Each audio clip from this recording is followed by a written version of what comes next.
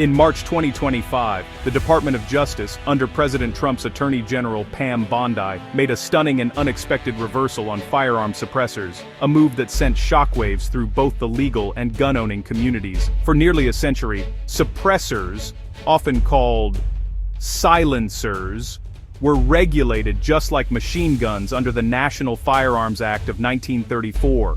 They were buried under layers of taxes, paperwork, and government red tape, making them difficult and expensive for ordinary Americans to own. The law was originally designed to curb crime during the gangster era, but its effects lingered for generations. Then, almost overnight, the DOJ announced it was re-evaluating its stance. Officials admitted that the old arguments against suppressors, like fears of silent crime, no longer held up in the face of modern research and changing legal standards. This was more than just a policy tweak, it was a fundamental shift in philosophy. The DOJ now acknowledged that restricting suppressors could place an undue burden on Americans' Second Amendment rights, and that the government's previous justifications were outdated. In courtrooms across the country, government lawyers began to argue that suppressors actually help people exercise their rights more safely. They protect hearing, reduce noise pollution, and improve communication at shooting ranges, making gun ownership safer for everyone involved. This was a huge win for gun rights advocates, who had long claimed that suppressors were safety tools, not sinister weapons. For years, they'd argued that the stigma around suppressors was based on Hollywood myths, not reality. The reversal was driven by years of mounting legal challenges and, crucially, the Supreme Court's 2022 Bruin decision. That landmark ruling strengthened gun rights by requiring the government to justify firearm restrictions with historical precedent. Anticipating more legal defeats, the DOJ took the unusual step of pausing a high-profile criminal case involving an unregistered suppressor. This gave them time to craft a new, more defensible legal stance that would hold up in court. The government now recognized suppressors as important safety devices for gun owners, but still insisted on tracking who owned them. Registration and background checks remained, but the tone had shifted from prohibition to regulation. The DOJ argued that these registration requirements were a light enough burden to remain constitutional, balancing public safety with individual rights. This set up a new, complex, legal landscape. Suppressors were now acknowledged as protected by the Constitution, but still subject to government oversight and regulation. The rules had changed, but the debate was far from over. The door to change was open, but the future of firearm regulation in America was far from settled. Lawmakers, activists, and ordinary citizens all prepared for the next phase of the fight. What lay ahead was a year of fierce legal and legislative battles. Struggles that would ultimately redefine the boundaries of gun control and individual rights in America. Hollywood calls them silencers, but that's pure fiction. In movies, a silencer makes a gunshot sound like a faint whisper, letting characters fire away undetected. But in the real world, that's not how things work at all. In reality, suppressors are just mufflers for guns. A metal tube with baffles that reduce but don't eliminate gunshot noise. They work by slowing and redirecting the expanding gases that follow a bullet out of the barrel, making the shot less jarring to the ears. A gunshot can exceed 160 decibels, louder than a jet engine at takeoff, and enough to cause instant, permanent hearing damage. Even with a suppressor, it's still as loud as a jackhammer or a rock concert. The sound is reduced, but it's far from silent. Anyone nearby will still hear it. Suppressors typically cut noise by 20 to 35 decibels, enough to protect hearing but not enough to make a gunshot silent. That reduction can mean the difference between safe practice and long-term hearing loss. Gun owners see them as safety equipment, like earplugs or safety glasses. For many, using a suppressor is just another step in responsible gun ownership. In countries like the UK and Norway, suppressors are sold over the counter to reduce noise pollution and protect hearing. They're considered a courtesy to neighbors and wildlife, not a tool for criminals. The idea that suppressors are uniquely dangerous is an American myth, shaped by restrictive laws and movies. In reality, their regulation is more about perception than actual risk. Data shows they're almost never used in crimes. Suppressors are rarely found at crime scenes, and their use by criminals is extremely uncommon. For shooters, suppressors mean safer practice and better communication at the range. Instructors and students can talk without shouting, and everyone's hearing is better protected. Hunters use them to avoid spooking wildlife and protect their ears in the field.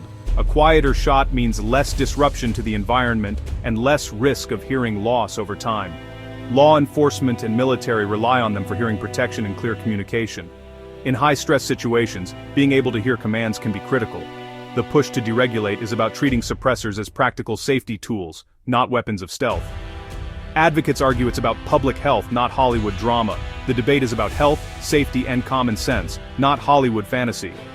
Understanding what suppressors really do helps separate fact from fiction. Riding the DOJ's new position, President Trump signed the One Big Beautiful Bill in summer 2025. The bill repealed the $200 tax on suppressors and other NFA items, a tax that, in 1934, was meant to be prohibitive. For 90 years, this tax kept suppressors out of reach for most Americans. Its repeal, effective January 2026, marked the end of an era of financial barriers to gun accessories. The process of buying a suppressor remained slow and bureaucratic, but the financial hurdle was gone. For gun rights advocates, this was a promise kept and a major victory. The bill signaled a shift from government control to individual liberty. No more paying extra to exercise a constitutional right. For millions of gun owners, it was a new chapter in the fight over gun control. Just as it seemed that federal suppressor deregulation was a done deal, the courts threw a wrench into the process, adding a new layer of complexity and uncertainty.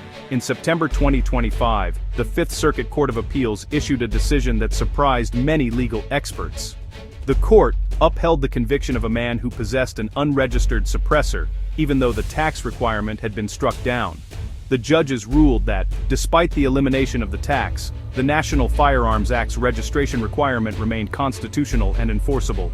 Their reasoning was that the registration process is shall issue, meaning if an applicant meets the legal criteria, the ATF is obligated to approve the registration, making it a straightforward administrative step rather than a discretionary barrier. The court acknowledged that suppressors are protected under the Second Amendment, but concluded that requiring registration does not place an undue burden on the right to keep and bear arms. In this particular case, the defendant had not even attempted to register his suppressor, a fact that significantly weakened his legal defense and ultimately contributed to his conviction. The result was a legal paradox. Suppressors were recognized as constitutionally protected, yet still subject to federal regulation and paperwork. Gun owners could now avoid paying the tax, but they still had to navigate the often confusing and time-consuming ATF bureaucracy to legally possess a suppressor. Gun safety groups argued that registration was a crucial safeguard for public safety, while gun rights advocates saw it as an unnecessary and intrusive government overreach. By upholding registration but striking down the tax, the Fifth Circuit drew a new and controversial line, leaving both sides with only partial victories and plenty of frustration. The legal battle over suppressors was far from settled, and the next chapter was just beginning. The suppressor debate is a clash of worldviews.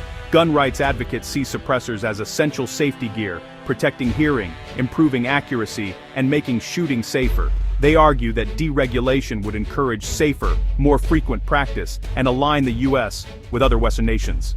Gun safety groups, meanwhile, warn that suppressors could make it harder to detect gunfire and respond to shootings. They fear muffled shots could delay police and endanger lives. Critics dismiss the hearing protection argument as a cover for a dangerous agenda.